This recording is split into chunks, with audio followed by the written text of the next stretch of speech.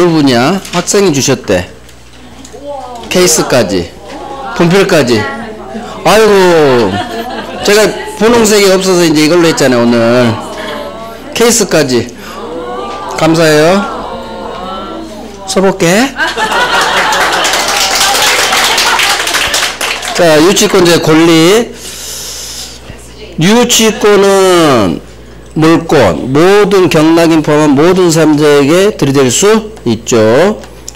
자, 선순위 저당권이 있는 상태에서 그 후 공사 들어가서 돈 못 받아서 유치권 행사 중. 그러면 저유죠.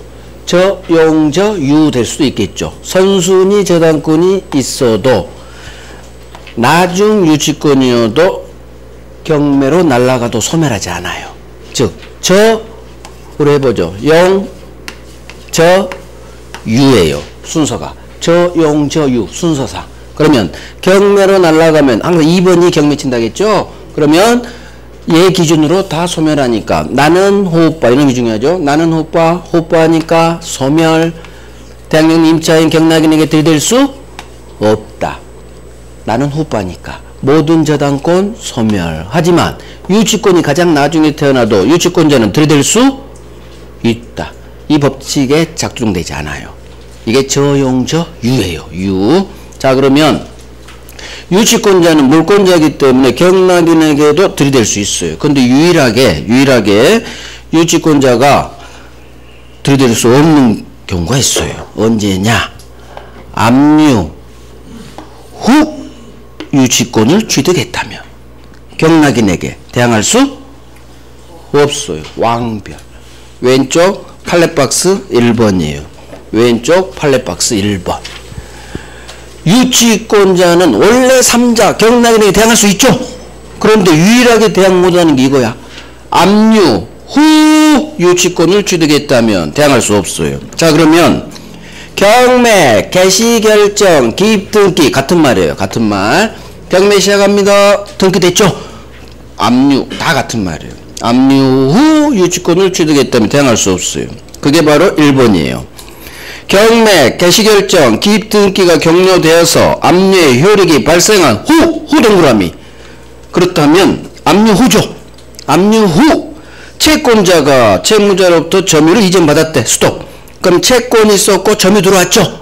이 시점에 밑에 유치권 취득. 자, 압류 후 취득했기 때문에 경락인에게 스스로 대항할 수 없다. 동그라미. 후 없다예요. 후 없다. 그러면 왜 유치권자는 압류 후 취득한 경우에는 경락인에게 들이댈 수 없느냐? 자, 이유를 설명해 드릴게요. 외우면 되지만. 자, 봐요. 이 부동산의 경매가 시작되려면 먼저 부동산을 묶은다겠어요. 처분 못하도록. 압류예요. 압류 또는 경매 개시결정, 기입등기, 경매가 시작된다는 얘기요. 자, 그러면 경매 공고가 떴겠죠. 그러면 경매 공고가 떴습니다. 이 건물 경매에 참가하고자 하는 100명의 투찰자들이 현장 답사로 옵니다. 빨간 플랜카드가 걸려있는지 없는지. 왜? 유치권에 있으면 개피 보니까 왔어. 빨간 플랜카드가 없었어. 그러니까 투찰했죠. 100명이 투찰했어. 그중 A라는 사람이 낙찰받았죠. 그런데 이 사람들이 이 건물에 현장 답사 왔을 때 내부에서는 을이라는 사람이 내부 공사 중이었어. 그러다가 압류, 경매 공고 후 공사가 완료. 돈으로 안 갚아. 들이댔지. 유치권 취득. 그러면 이 사람은 압류 후 유치권을 취득했죠. 그러면 나 유치권자니까 에이 들이댈 거야. 원칙대로. 그러면 뭔가가 문제가 생길 것 같아. 100사람이 왔을 때 빨간 플랜카드가 없었죠. 그런데 그래서 안심하고 투찰했는데 내가 낙찰 받았어. 근데 나중에 유치권자라고 들이대버리면 도대체 어쩌자는 얘기야. 이 100사람의 신뢰가 무너지는 거죠. 그러면 원칙대로 들이대면 아무도 건물 경매 안 뛰어들어요. 불안해서. 그래서 대부분이 유치권 취득 시점이 압류 후라면 너는 안 됩니다. 경락인에게 대항할 수 없게 만들어요. 아주 좋은 판례죠. 이게 바로 압류 후 유치권을 취득했다면 당신이 유치권 취득한 건 맞아. 하지만 경락인에게 대항하지 마세요. 경매 절차의 안정성 때문에. 이해됐죠? 이해됐어. 이제 외우는 거야. 이해됐으니까 외워야지. 결국 시험 보려면. 압류 후 유치권을 취득했다면 경락인에게 대항할 수 없어. 자, 그러면 여기서 말한 것은 선순위 저당권자, 선순위 가압류 등기 받은 놈이 있다 하더라도 유치권자는 경락인에게 대항할 수 있죠. 이것은 결국 이 말이 숨어져 있는 거지. 유치권 취득 시점이 의뢰 유치권 취득점이 압류 전. 유치권 취득 시점이 압류 전을 전제로 저 말이 태어나는 거예요. 그래서 압류 전에 유치권만 취득했다면 선순위 저당권이 있든 선순위 가압류 등기가 있든 무조건 경락인에 대항할 수 있다로 끝나요. 그게 오른쪽 3번 판례예요. 자, 세 번째 줄까지는 보지도 마시고 세 번째 줄 따라서 거기만 봐요. 고딕. 경매, 개시결정, 기입등기 전에 전 동그라미 전에 이 부동산의 유치권을 취득해 있다면 설사 유치권 취득에 앞서 선순위 저당권자가 있거나 선순위 가압류 등기 받은 놈이 있다 하더라도 경락인에게 들이댈 수 있다. 전 동그라미 있다 동그라미. 유치권 취득 시점이 압류 전이라면 무조건 대항할 수 있어요. 선순위 저당권자가 있든 선순위 가압류 등기가 박혀 있든. 이게 실제 기출지문이에요. 프린트물로 그게 기출지문이니까. 결국 취득시효하고 아주 비슷하다. 취득시효, 시효 완성 후 3자에게는 들이댈 수 없죠. 여기도 후 없다. 왼쪽 전 취득한 놈한테 들이댈 수 있죠. 네. 똑같아. 후 없다, 전 있다. 이렇게 점유취득시효하고 유치권자의 제3자 경락인에 대한 대항이 같아요. 구조가. 왕별. 1번, 3번 왕별. 됐어요. 경매권 있어요. 다음 페이지. 간이 변제 중단권 있어요. 과실 수취해서 변제 중단할 수 있어요. 필요비 유익비 상한 청구권이 있어요. 이게 유치권자의 권리. 자, 오른쪽. 유치권자의 의무. 지가 아니죠? 성관주의로 점유하세요. 지가 아니죠? 채무자 승낙 없이 사용하지 마세요. 빌려주지 마세요. 담보 제공하지 마세요. 하지만 보존에 필요한 사용은 승낙 없어도 할 수 있다. 보존해야 되니까. 자, 의무 위반했다. 방패. 제3항했어요. 3항. 채무자는 이 의무에 위반하면 소멸 청구할 수 있죠. 소멸 청구권, 형성권. 자, 밑에 있는 판례 1번하고 4번 판례 할 거예요. 자, 봐봐요. 유치권자의 의무. 좀 전에 봤던 성관주의 의무 승낙 없이 사용하지 마. 빌려주지 마. 그런데 의무 위반합니다. 대문 판례 하나. 채무자 승낙 없이 유치권자 을이 이 유치하고 있는 건물을 제3자에게 임대해요. 자, 느껴봐. 유치권자 주는 을이 채무자 승낙 없이 이 건물을 임대했대. 돼요, 안 돼요? 일단 여급 대결에 돼, 안 돼? 안 되지. 승낙 없이 사용 안 돼. 돼요, 안 되니까. 임대가 돼요. 빌려주지 마. 승낙 없이 유치물 임대면 안 되는 거야. 따라서 의무 위반했죠? 따라서 이 임차인에게 권리 주지 않아요. 불법 임차인이니까. 따라서 이 임차인은 소유자 갑이든 경매로 날라갔어. 경락인이든 임차인은 불법 임차인 대항할 수 없다. 풀어가란 얘기요. 승낙 없이 임대했어. 안 되는데. 따라서 임차인은 법적 보호를 못 받아요. 그래서 임차인은 들이댈 수 없다. 그게 1번 판례예요. 그래서 채무자 승낙 없이 유치권자 유치물 임대. 자, 임차인은 소유자 또는 경락인에 들이댈 수 없다. 오, 이해하시고. 자, 하나 더 해요. 설명 들어봐요. 을이 공사한 건물이 주택. 자, 주택에 내부 공사했죠. 공사계금 1억 나왔죠. 근데 안 주네. 공사비. 주택 점거합니다. 점유하고 있었죠. 유치권 태어났죠. 자, 유치권자는 승낙 없이 사용 못합니다. 그냥 점유만 하고 있어야지 사용하면 안 돼. 그런데 이 집이 너무 멋져. 별장이야. 양평에 있는. 내부 공사하니까 더 좋아졌어. 그래서 을이 가족을 불러요. 여보, 애들아, 와! 살아버려. 즉, 주택을 사용해요. 승낙 없이. 너무 좋으니까 욕심이 생긴 거지. 갑이 이 사실을 알고, 너 임마, 왜 내 허락 없이 내 주택에 승낙 없이 사용해? 의무 위반이야. 방패. 소멸 청구 들어왔죠. 대법원이 주택 사용은 괜찮다. 주택 유치물이 주택인 경우, 주택에 거주하면 사용하는 것은 보존에 필요한 사용이다라고 봅니다. 주택만큼은 살아야 돼요, 사람이. 얘가 유치권 행사 중이라고 시건장치하고 서울 가서 자버리면 황폐하대. 잡초가 막 무성하게 자라나고. 그 시골이 그 어른 돌아가시면 빈집 되면 완전히 잡초밭 시골 그러잖아요. 그래서 주택만큼은 사용하는 게 이 주택을 보존하는 걸로 봐요. 이 대법관은 시골 출신이야. 주택은 사람이 살아야 돼. 안 살면 잡초 되더라. 어느 날 시골 갔더니 잡초밭에 무성인 집들 군데군데 봤거든. 그래서 주택 거주 사용은 이거 괜찮다고 봐요. 보존에 필요한 사람. 딱 승낙업소도 괜찮아. 자, 괜찮으니까 왼쪽 놈 채무자는 의무 위반으로 소멸 청구할 수는 없지. 괜찮으니까. 주택만큼은 사용하는 걸 보존에 필요한 사용. 이걸 외우는 거예요. 주택만큼. 유치물이 뭐다? 주택. 주택만큼은 승낙 없이 사용해도 괜찮아.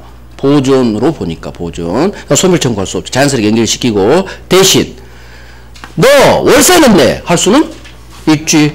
무조건 남의 집에 살면 월세는 내야지. 부당이득 반환청 월세는 내 할 수 있어요. 그게 4번에 있어요. 자, 공사대금 채권에게 유치권을 행사하는 자가 이 유치물인 주택에 동그라미하는 거야. 주택에 거주 사용하는 거 이거 보존 사용으로 봅니다.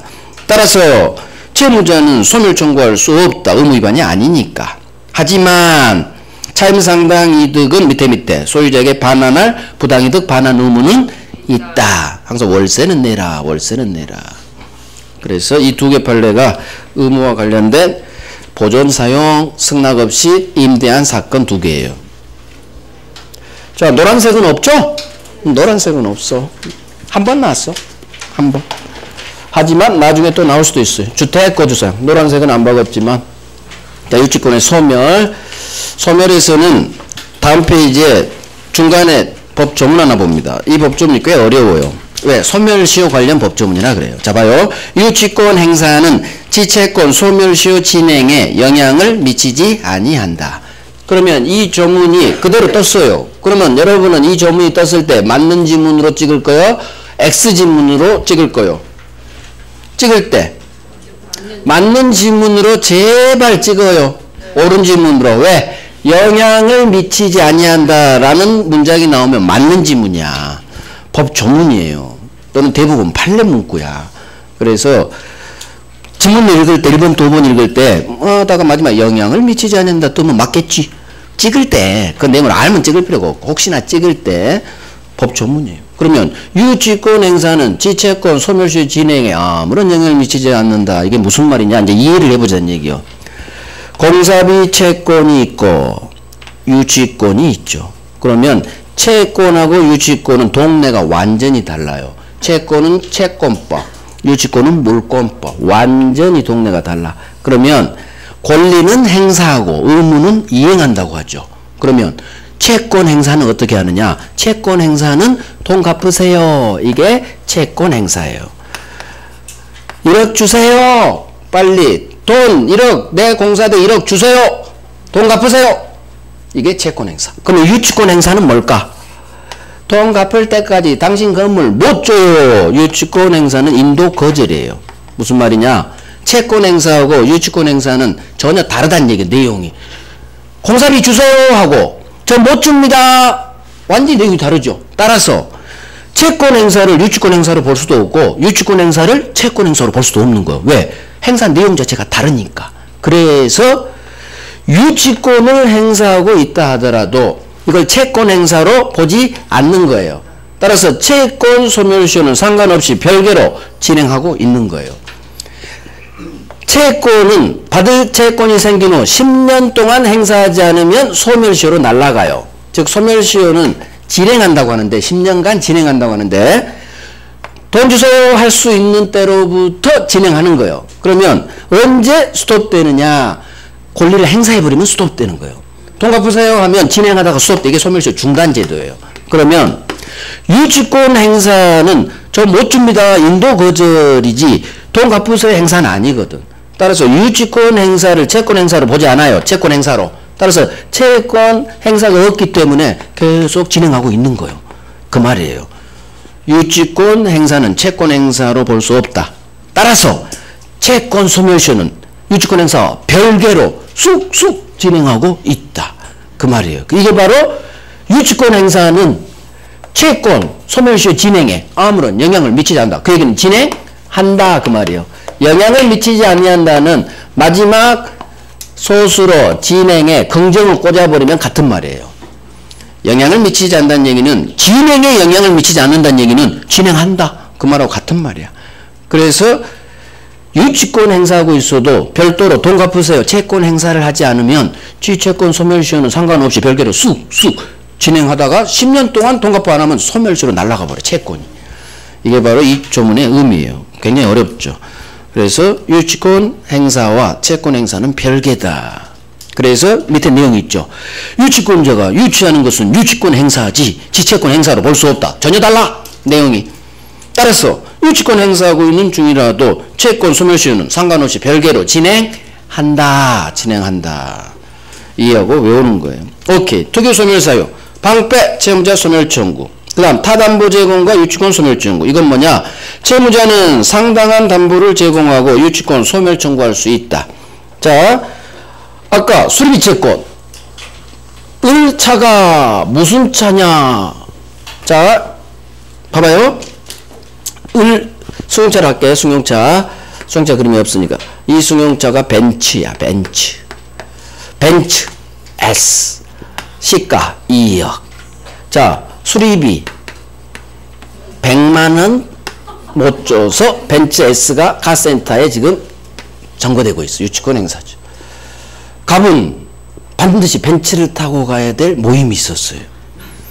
그래서 을을 찾아와요. 롤렉스 시계를 풀어. 내가 롤렉스 시계 대신 담보 줄 거니까 벤츠 좀 나한테 좀 돌려줘. 유치권 좀 풀어. 이게 바로 다른 상당한 담보 제공하면 타 담보 제공 있죠? 다른 상당한 담보 제공하면서 벤츠에 대한 유치권은 소멸 좀 시켜줘. 부탁하는 거예요. 이거 부탁.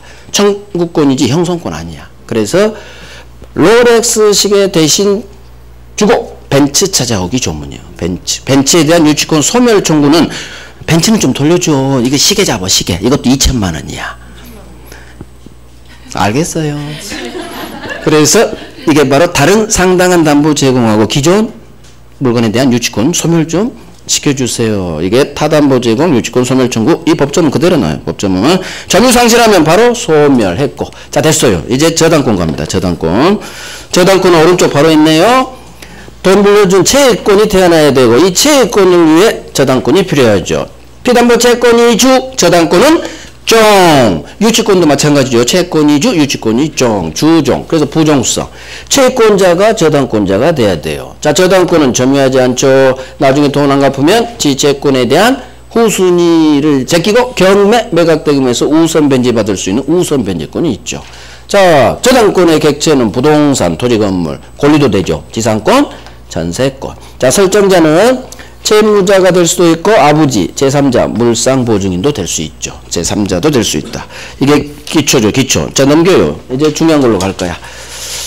중요한 것 중에 하나. 이거 봐야 돼. 등기. 자, 교재는 오른쪽 저당권 설정 등기 359페이지 오른쪽 2번 저당권 등기 관련 흑판만 봐요. 흑판만. 자, 우리 지채권을 위해 저당권 등기를 박았죠. 자, 우리 물권 총론 지식을 한번 들어봐요. 누군가 내 저당권 등기를 불법으로 말소했어. 그럼 내 저당권 등기, 의뢰 저당권 등기 불법으로 말소돼서 저당권 소멸할까요? 소멸하지 않을까요? 불법 말소도 내 권리 소멸하지 않아요. 그러면 누군가 내 저당권 등기를 불법으로 말소해도 내 저당권 소멸하지 않아. 따라서 나는 말소된 내 등기를 말소 회복할 수 있는 거예요. 자, 여기까지 이해됐어. 소멸하지 않으니까 살릴 수가 있다는 얘기지. 하지만 내가 누군가 불법으로 말소해서 말소 회복 등기 박으려고 했는데 아이고 딴 놈이 경매로 날려버렸네. 말소 회복이 전에 경매로 매각됐다면 나는 이제 더 이상 말소 회복할 수 없어요. 자, 불법 말소돼도 소멸하지 않으니까 말소 회복할 수 있어. 이게 한 문장. 그럼 말소 회복해야 되는데 경매로 날아가면 말소 회복할 수가 없는 거예요. 자, 이유를 알아야죠. 경매로 매각되면 이 부동산에 있는 모든 저당권은 다 소멸하게 돼 있어요. 말소되겠죠? 따라서 내가 말소 회복해 놓은들 어차피 또 말소돼. 그러니까 애초에 말소 회복을 허용해 주지 않는 거예요. 경매, 이게 범죄 현재기야. 경매로 매각되면 모든 저당권은 다 소멸된다는 얘기는 말소된다는 얘기지. 그러니까 불법 말소돼서 회복하려고 했는데 경매로 날아가면 말소 회복한 대로 어차피 또 말소되는데. 그래서 말소 회복 등기 자체를 청구할 수 없는 거예요. 오케이 됐어요. 여기에 내용이 없어서 그냥 듣기만 해서 프린트물에는 있을 거예요. 자, 저당 목적물에 미치는 범위 넘깁니다. 저당 목적물 부합물에 미쳐요. 왼쪽 오른쪽 이제 종물에 미쳐요. 2번 종된 권리에 미쳐요. 가치 변형물에도 미쳐요. 하지만 과실에는 미치지 않아요. 복수 말하겠어요. 여기가 가장 중요하니까. 자, 그러면 이제 안 한 거 할 거예요. 안 한 거. 자, 이거 안 했죠. 오른쪽 부합물에서 동그라미 3번 판례 할 거예요. 이미 소유권 부합 파트에서 했어. 자, 봐요. 임차인이 증축했죠. 2층 올렸어. 이 증축 부분. 구조상, 이용상, 독립성이 없다고 나와요. 항상 우리 시험은. 그럼 독립성이 없으면 이 증축 부분은 1층에 붙었구나. 부합됐죠? 부합되니까 이 증축 부분에도 저당권 효력이 미친다로 끝나는 거예요.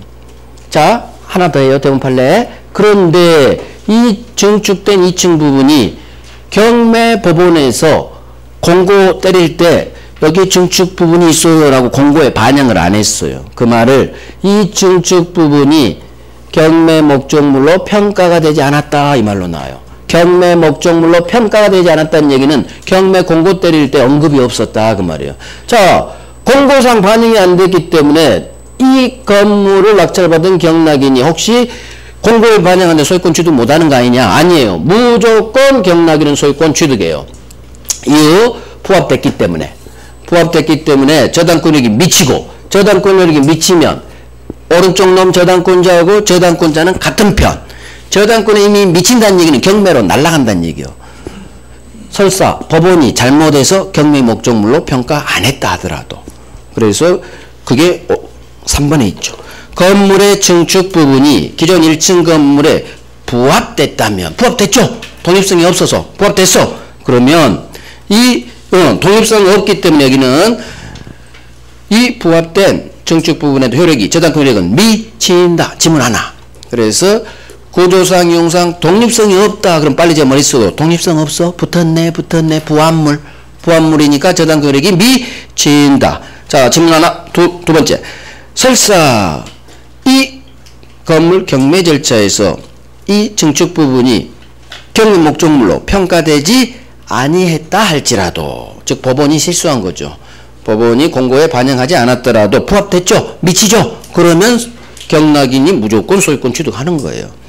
그래서 부합물이냐 아니냐에 따라 경락인 소유권 취득 여부가 결정되는 거예요.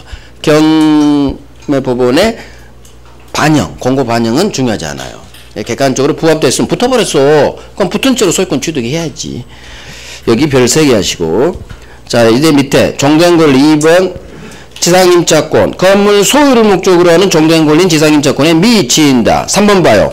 집합건물 전유 부분에 설정된 저당권은 전유 부분이 주, 대지사용권은 쫑! 따라 종된 권리인 대지사용권에도 미친다. 결국 우리 시험에 나오는 종된 권리는 이 3가지예요. 2번하고 3번. 소유권이 주, 지상임차권이 쫑! 이렇게 외워요. 소유권이 주, 지상임차권은 쫑! 그 다음에 전유 부분이 주, 대지사용권 공용 부분은 쫑! 우리 집합건물에서 했잖아요. 그럼 종된 권리 대지사용권이 나오면 소수로는 무조건 미친다로 끝나야지. 지상임차권이 나오면 소수로는 미친다. 이렇게 끝나요. 종된 권리, 종물이론이에요. 오케이. 갑니다. 물상대로 갑니다. 물상대 안 한 거 해야 돼요. 자, 앞으로 유치권 앞쪽으로 가야 돼요.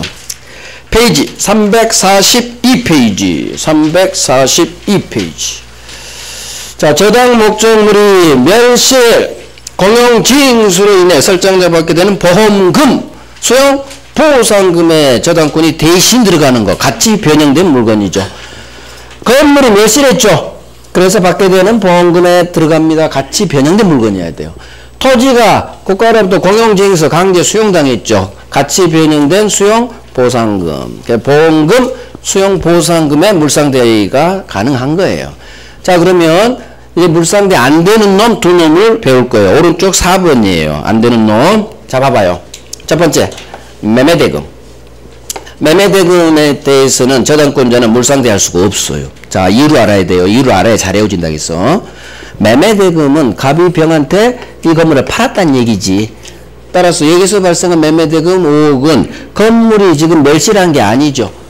건물 살아있지. 따라서 가치가 변형된 물건이 아니야. 매매대금은.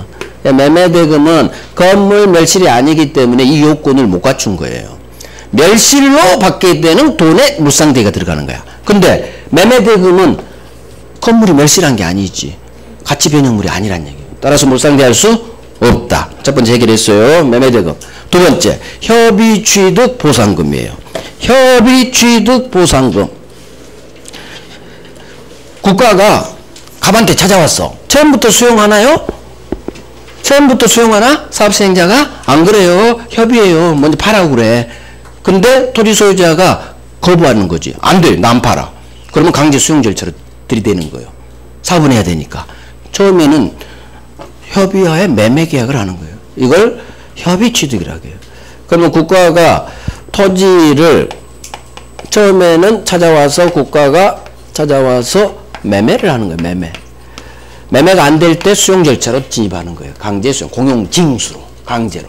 따라서 협의가 돼서 토지가 국가한테 갔다면 협의취득 원인으로 나오는 이 보상금은 실질은 수용보상금이 아니라 매매대금이에요. 매매대금.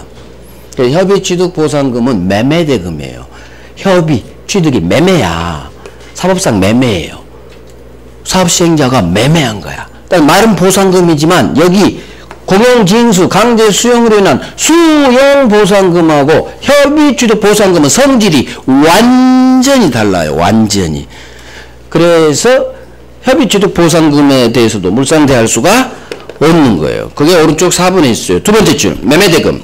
물상대할 수 없다. 밑에 고디.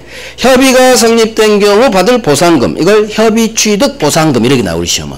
그럼 협의취득 보상금은 이거 사법상 매매대금이에요. 수용보상금하고 성질이 완전히 달라요. 그래서 공용징수로 받게 되는 보상금. 이렇게 나와야 돼. 그걸 줄여서 제가 그냥 수용보상금을 한 것 뿐이에요. 공용징수란 말이 안 나오고 수용이란 말이 안 나오고 협의취득 보상금이란 단어가 뜨면 이건 수용보상금이 아닌 매매대금이다. 즉 매매대금이란 얘기는 이 건물이 사라지지가 않았어요. 사라지지 않았어. 그래서 가치 변형물이 아니에요. 둘 다. 여기 별 3개 하세요. 매매대금, 협의취득 보상금에 대해서는 물상대할 수 없어요. 이유. 멸실 아니야, 공용징수 아니야. 매매는 멸실이 아니죠. 살아있으니까. 가치 변형물이 아니에요. 오케이. 그 다음 그 위에 3번 물상대 행사 방법. 지급 전에 압류해야겠죠. 첫 번째 줄, 두 번째 줄 동그라미 1번에 따라서 세 번째 고디. 만약에 보험금, 보상금이 갑한테 지급되기 전에 묶어야 되는데 압류를 안 했어. 그 지급돼버렸어. 그러면 물상대 할 수 없다. 이미 금전을 수령했다면 그 말이 지급된 후라면. 그래서 저기 봐요. 여기 보험금, 보상금이 갑한테 인도된 후라면, 지급된 후라면 이제는 물상대할 수 없도록 끝나요. 왜? 지급되기 전에 압류하라고 했잖아, 법이. 근데 지급돼버렸죠. 그러면 예금 재산하고 섞여버려요. 보험금 들어오면 계좌로 들어올 거 아니에요. 내예금 있을 거 아니에요. 섞여버려. 그래서 특정성을 상실해버려요. 그래서 인도된 후라면 이제는 물상대할 수 없어요. 중요하지 않아요. 그 밑에 2번이 엄청 중요해. 제3자 압류라도 상관없다. 꼭 저당권자 스스로 압류 안 해도 상관없다. 이게 훨씬 중요해, 이거보다. 자, 이제 갑니다. 이제 저당권 실행 파트로 가요. 다시 가요. 저당권 실행.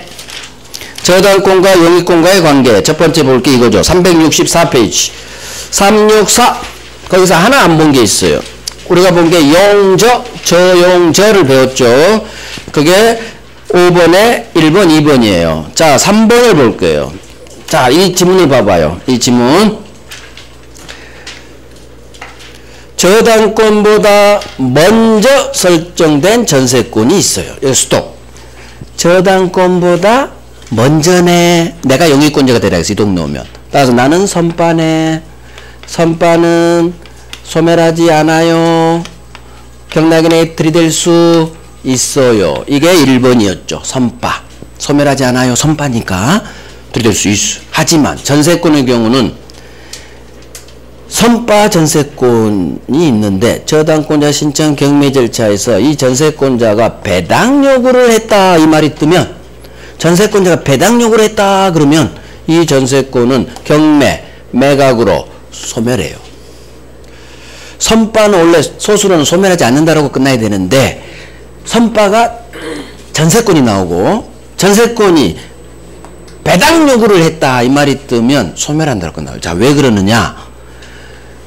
선빠기 때문에 나는 남은 기간 살 수 있어요. 들이댈 수 있어요. 경락인한테. 자, 남은 기간 1년 내가 살고 있는데 경매로 날라갔다. 그러면 나는 선빠니까 남은 기간 들이댈 수 있는 거야. 그런데 이 전세권자 을이 경매로 날라갔을 때 에이 나 그냥 이사 가버릴래. 남은 기간 안 살고 에이 이 기회에 어차피 이사 갈 거 나 이사 가버릴래. 그럴 수도 있어요. 그러면 을은 지 전세금 받고 나가야 될 거 아니야. 경매 매각 대금에서. 그때 배당 요구를 하는 거예요. 봐봐. 내 전세금 줘. 선빠니까 순서에 따라 우선 변제 받을 수 있어요. 그래서 배당 요구를 했다는 얘기는 전세금 받고 이사 간다는 얘기예요. 그러니까 소멸시켜야지. 배당 요구를 했다는 자체가 이사 간다는 걸 전제로 전세금 받는 거야. 그러니까 소멸한다로 끝나요. 그래서 저걸 어떻게 이해하시냐? 선빠 전세권자라도 배당 요구를 했다. 그럼 빨리 머릿속을 굴려. 배당 요구? 아, 전세금 받고 이사 가는 거구나. 전세금 받고 이사 가는구나. 이걸 외워. 이게 이해지. 전세금 받고 이사 가기 때문에 전세권을 소멸해야지 이사 가니까. 그래서 소수로가 소멸한다. 이렇게 끝나는 거예요. 그래서 3번. 전세권자가 배당 요구를 했다면 선빠 전세권이라도 소멸한다. 프린트물로 하세요. 프린트물로. 프린트물이 기출지문. 이게 기출지문이야. 이게. 이 기출지문 내 거로 만들라는 얘기예요. 어차피 변형시켜봤자 여기서 더 변형을 못 시켜. 자, 이제 법정상권. 하나, 2장 넘기면 법정상권. 오늘 법정상권 이제 다 잡아버릴 거예요. 전에 우리 기초만 했죠. 저당물 경매로 토지 건물이 동일하다가 달라지죠. 토지 소유자는 건물 소유자에 대하여 지상권을 설정한 걸로 본다. 이게 법정지상권 법 조문 형태예요. 토지 소유자는 누구한테? 건물 소유자에게. 토지 소유자는 대지의 특별 승계인은 건물 소유자인 전세권 설정자에게 30년짜리 지상권을 설정한 걸 법이 본다. 그래서 법률 규정에 의한 지상권 취득, 법정지상권. 자, 지료는 협의회에서 정하고 안 정해지면 소송 걸어서 법원이 정합니다. 그래서 이 조문 그대로 나와요. 지료는 당사자의 청구에 법원이 정한다. 또는 지료는 협의에 의하고 협의가 안 되면 법원이 정한다. 이런 식으로 나와요. 자, 중요한 건 저장 법정지상권 내용이죠. 지료는 하나도 안 중요하고. 자, 그림이 이렇게 가죠. 값 동일하다가 저당권 설정 당시 저당권자 실행 경매로 A값으로 달라졌죠. 그러면 이 건물 소유자 갑에게 30년짜리 지상권을 법이 줍니다. 성문법이 있죠. 366조. 자, 그러면 이제 성립요건 저당권 설정 당시 건물이 있어야 법정지상권 되나. 첫 번째 요건 1번. 설정 당시 건물이 있을 것. 제가 목차 외우라겠어요. 1번, 2번 오른쪽. 설정 당시 건물이 반드시 있어야 돼요. 은행 눈에 건물이 보여야 된다겠어. 자, 봐봐요. 토지에 저당권 박을 때 이 건물이 반드시 있어야 돼. 자, 건물이 있기만 하면 첫 번째, 이 건물이 미등기, 뭐가 불법 건물에도 상관없어요. 다 보호됩니다. 권리 줍니다. 법정지상권 성립한다. 그 다음, 이 건물이 완성된 건물이 아니라 막 공사, 건축 중인 건물이요. 나중에 완성되겠죠. 성립합니다. 왜? 은행 눈에 건물이 올라가는 게 보이고 있어요. 공사 중. 건축 중 성립한다. 끝나요. 자, 건물만 있었으면 그 후 갑이 이 건물을 증축해, 개축해, 아예 철거 후 새로 건물을 올려요. 건물이 있기만 하면, 설정 당시 건물이 있기만 하면 증축했든 나중에 개축했든 철거 후 새로 올렸든 다 법정지상권 태어납니다. 결국 이게 건물에 관한 우리 시험에 나오는 얘들 3명이에요.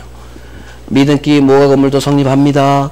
현재 올라가고 있는 건축 중 건물도 성립합니다. 완성된 건물 아니어도. 그 다음 증축, 개축, 철거 후 신축된 건물에도 설정할 때 건물이 이미 있었죠. 그러니까 나중에 바뀐 건물도 성립하는 거예요. 건물이 있었으니까. 건물이 있었으니까 다 된다는 얘기요. 자, 문제는 이 경우 뭐 중요하지는 않지만 철거한 후 새로 올렸어. 기존 건물은 100평이었는데 철거 후 신축한 건물이 5배 넓은 500평으로 얘가 신축을 했다.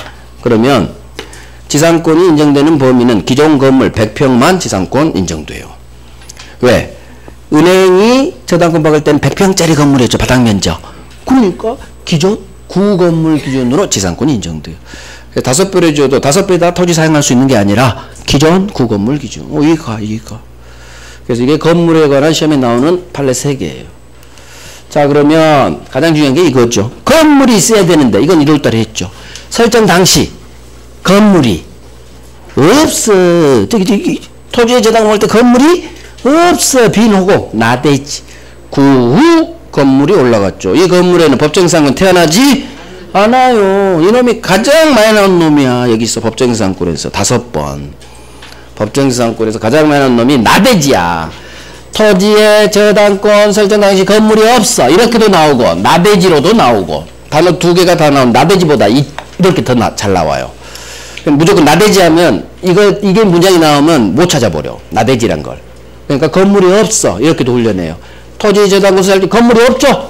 빈허공. 건물이 없어. 나중에 건물이 올라갔죠. 나대지 후 건물. 빨리 머릿속으로. 나대지 후 건물에는 법정상권이 태어나잖아. 이유.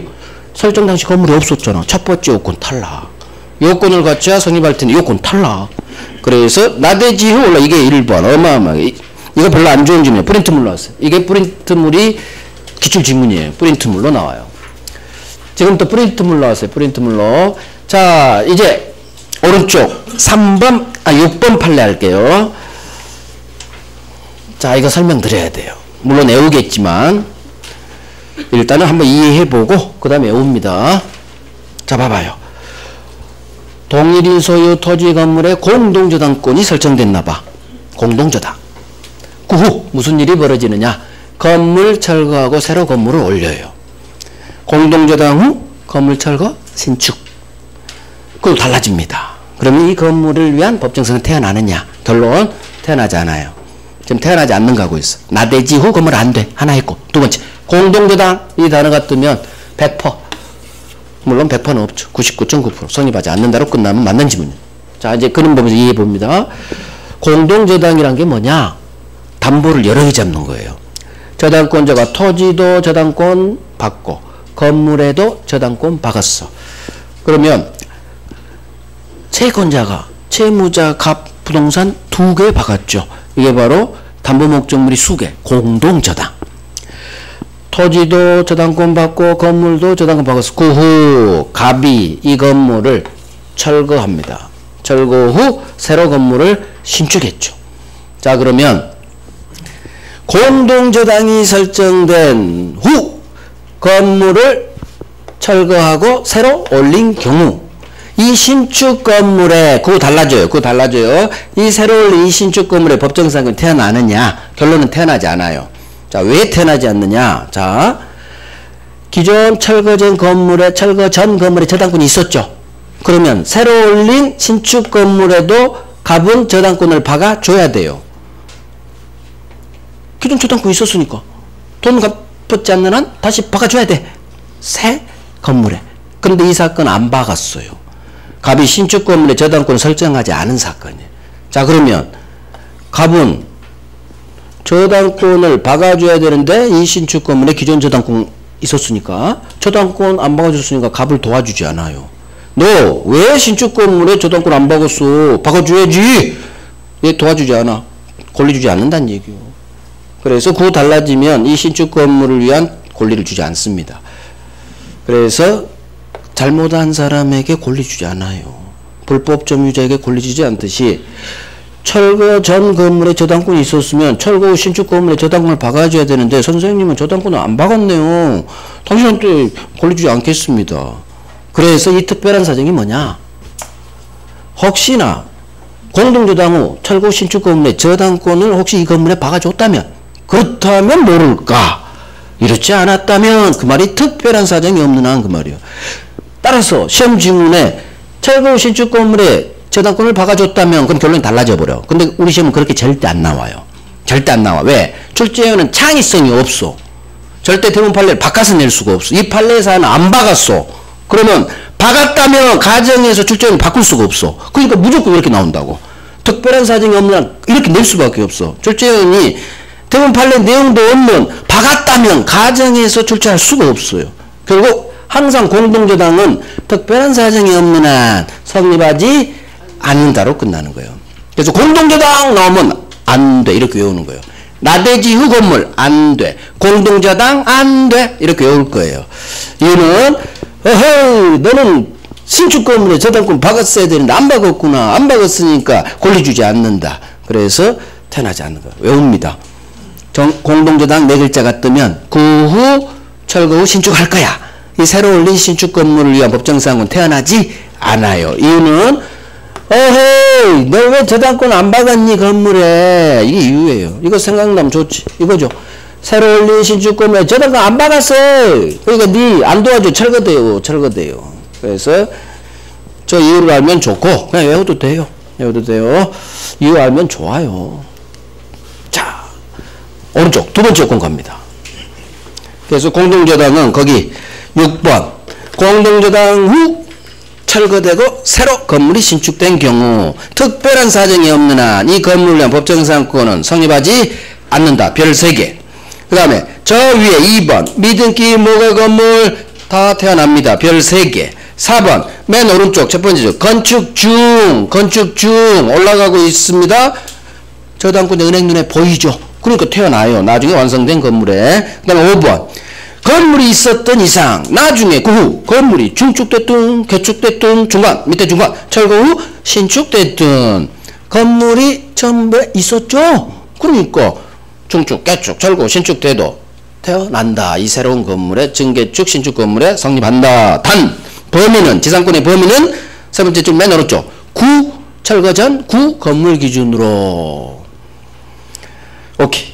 자 이제 2번 목차 맨 밑에 그거 할 거예요. 설정 당시 값과 동일이어야 돼요. 설정 당시 기준으로 동일할 것.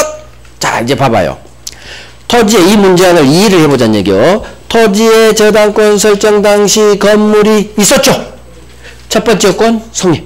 두 번째 토지 건물 양자가 값 설정 당시 기준으로 동일 소유자에게 속했다면 여기서 스톱하는 거예요. 이 지문이 뜨면 토지의 저당권 설정 당시 기준으로 건물이 있었네. 설정 당시 기준으로 토지 건물 소유자가 동일했네. 첫 번째 요건, 두 번째 요건 성립했죠. 그러면 하늘이 깨져도 법정상권 성립해요. 왜? 요건 2개를 다 갖췄으니까. 천지개벽에도 중간에 천지개벽이 일어나도 소수로는 변하지가 않아요. 요건 갖췄잖아.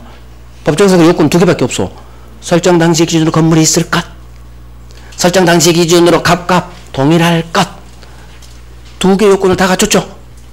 그러면은 무조건 소수는 성립한다로 가는 거지. 취득한다. 자 그럼 중간에 무슨 일이 일어나느냐. 봐요. 설정 당시 건물이 있었죠. 설정 당시 기준으로 값 동일했죠. 이게 여기까지야. 설정 당시 건물이 있었죠. 설정 당시 기준으로 값 동일했다면 그 후 무슨 일이 벌어지냐. 저당권자가 날리기 전에 이 건물을 을한테 팔아. 건물만 값이 팔아. 그러면 중간에 소유자가 토지는 안 포함하니까 건물만 팔아서 값을 달라졌지. 하지만 그 후 이놈이 돈을 못 가 저당권자 실행 경매로 A가 이 토지를 낙찰받아. A로 한 번 더 바뀌어. 그러면 현재 소유자는 을이죠. 건물 산. 현재 소유자 을에게 법정상권 준다는 얘기요. 설정 당시 건물이 있었고 설정 당시 기준으로 동일했다면 그 후 무슨 일이 난다? 건물만 소유자가 바뀌어요. 그래서 토지 건물 소유 중간에 바뀌어. 저당권 침해 시점에서는 달랐어. 하지만 애초에 기준점이 경매 날아가는 시점이 아니라 설정 당시 기준이거든. 동일인 여부가. 설정 당시 동일하면 되는 거예요. 경매는 이때 치거든. 경매 칠 당시 동일이 아니야.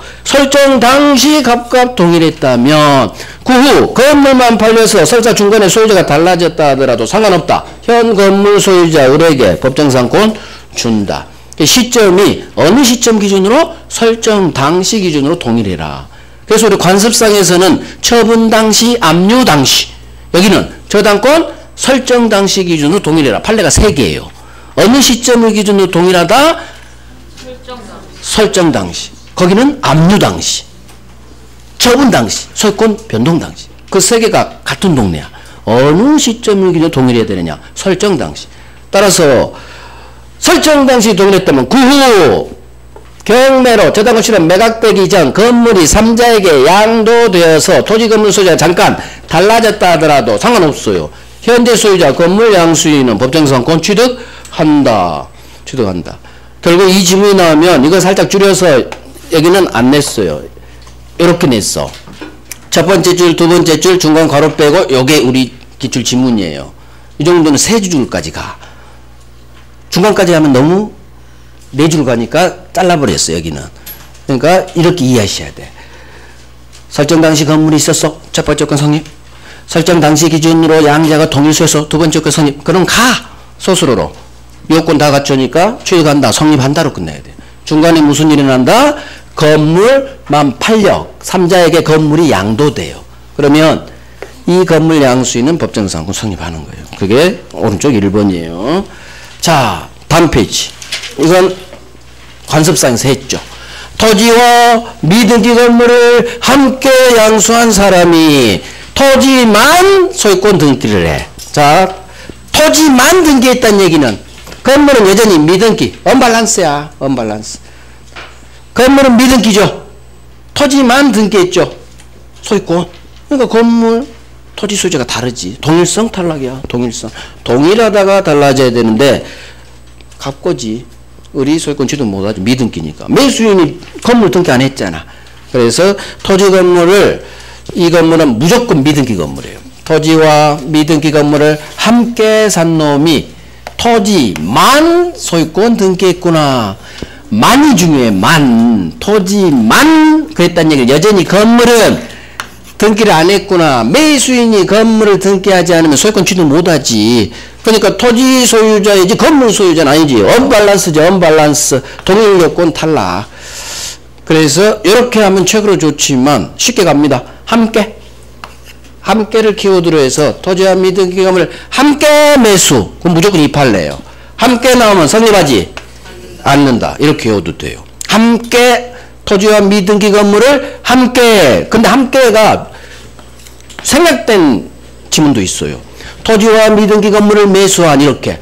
그래서 함께만 했다가 함께가 없으니까 못 고른 사람들이 있어. 그래서 그런 것 때문에 한번 이해 좀 해보자는 얘기요. 그런 불이익한 문제가 있으니까 가급적 여러 가지 방법으로 범죄 흔적을 잡아보자. 너는 토지만 이게 좋다고 제가 볼 때는. 토지만 건물은 등기 안 했다는 얘기구나. 언밸런스. 동일 요건 달라. 동일하다가 달라지는데 사실은 건물은 을 게 아니죠. 관소했어요. 아주 잘 나와요. 왕별이야. 왕별. 이건 여기서도 나오고 저기서 관습상에서 같이 연결됐어요. 왕별. 나대지 왕별. 공동저당 왕별. 함께 이놈도 왕별. 법정상권에서는 왕별이 3개 합니다. 나대지 안 돼. 공동저당 안 돼. 함께 안 돼. 이렇게 외우는 거예요. 이렇게 외우면 돼요. 왕별. 오케이. 됐어요. 법정상 끝났어. 자, 치료. 하나 남았네. 2번. 이거 강행규정이에요. 법정지상권 반드시 지켜야 돼. 따라서 법정지상권을 배제하는 특약. 너 건물 철거 특약이죠. 안 줄 거야. 너 3년 대체하면 안 줄 거야. 법정지상권을 배제하는 당사자의 약정 특약은 무효. 효력이 없다. 강행규정으로 봅니다. 강행규정. 그래서 법정지상권, 저당권 법정지상권 규정 반드시 지켜야 돼요. 그래서 배제특약, 무효, 강행규정 외워야 돼요. 그게 앞에 성립요건 위에 의에 법정지상권 첫 페이지 의에 2번에 있어요. 동그라미 2번. 저당권 법정지상권 법조문은 강행규정이다. 저당권 거기 법조문 밑에 의에 따라서 당사의 특약으로 법정지상권을 배제하는 약정을 하더라도 이 특약은 효력이 없다. 무효 한자로 외워야죠. 강행규정. 관습상 법정상권은 거기는 철거특약이 가능해요. 여기는 철거특약 안 돼. 배제특약 같은 말이에요. 오케이. 법정상권 했어. 이제 우리 10분간 쉬고 앞으로 가야 돼. 일괄경매 할게요. 10분간 쉽니다.